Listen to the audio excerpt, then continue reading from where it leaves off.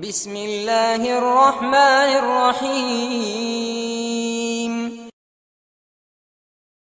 En ces temps de crise, de licenciement, de fermeture d'usines, l'Assemblée nationale a officiellement pris l'initiative de prendre les choses en main pour transformer la société et trouver de réelles solutions.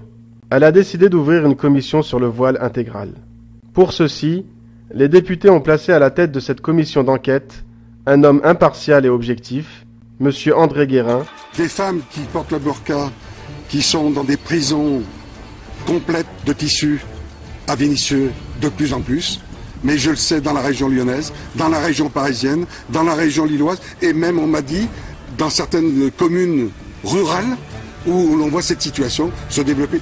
Ce qui est bien dans une démocratie, comme pour la commission sur le voile, c'est que nous pouvons connaître les conclusions de l'enquête avant même que celle-ci se termine. Voilà ce que vous allez entendre dans quelques mois de la bouche même du président de cette commission burlesque. Franchement, on est dans un pays républicain, laïque, et on va trouver des fantômes dans nos rues.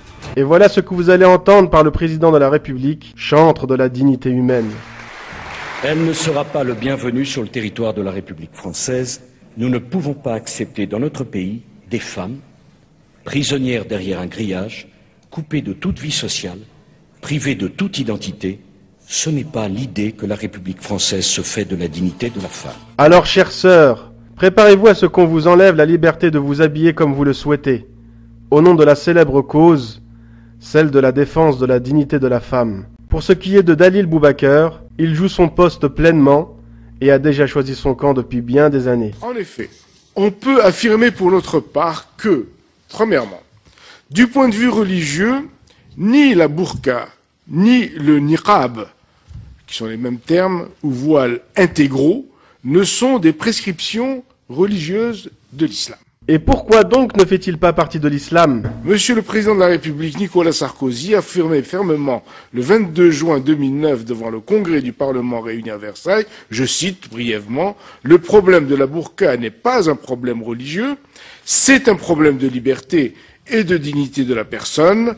La burqa n'est pas un signe religieux, c'est un signe d'asservissement, d'abaissement des femmes, et je veux le dire solennellement, concluait-il, qu'elle ne sera pas la bienvenue sur le territoire de la République. » Fin de citation.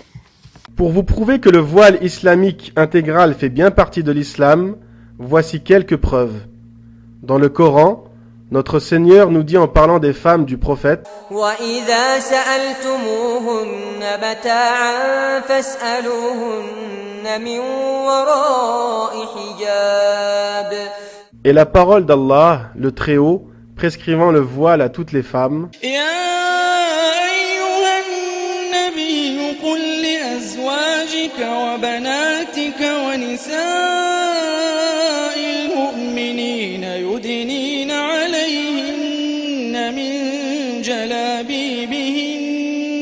Pour ce qui est de la Sunna, qui est notre deuxième source de législation après le Coran, il est rapporté, Aïcha, qu'Allah l'agrée, nous raconte lorsque nous étions avec le messager d'Allah, sallallahu alayhi wa sallam, en état d'ihram, en état de sacralisation, durant le pèlerinage, des cavaliers passaient devant nous. Dès qu'ils arrivaient à notre hauteur, nous prenions le pan de notre tunique au-dessus de la tête pour le rabattre sur notre visage.